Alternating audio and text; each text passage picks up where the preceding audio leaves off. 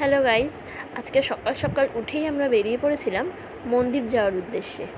মন্দির যাওয়ার পথে এই মুদিখানার দোকানটা পড়েছিল, তাই আমরা ভাবলাম মোমবাতি আর ধূপকাঠিটা আমরা এখান থেকেই কিনে নেব।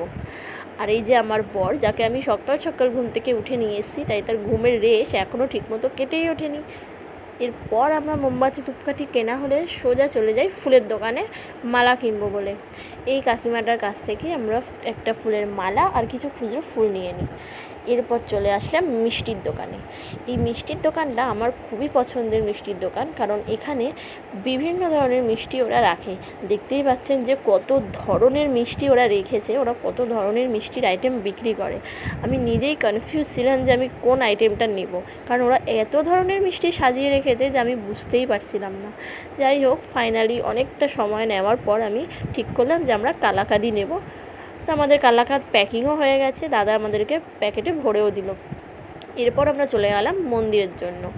যেহেতু মন্দিরের ভিতরে ভিডিও করা অ্যালাও নয়, তাই আমি মন্দিরের ভিতরের ভিডিওটা আপনাদের সাথে দেখাতে পারবো না। মন্দির থেকে পুজো হয়ে গেল এবং পুজো হয়ে যাওয়ার পর আমরা এবার বেরিয়ে পড়লাম বাড়ির জন্য, কারণ তখন অলরেডি 10টা বেজে গেছে, তাই তাড়াতাড়ি বাড়ি যাওয়ার জন্য বেরিয়ে পড়েছিলাম। ভিডিওটা কেমন লাগলো অবশ্যই কমেন্ট করে জানাবেন। টাটা।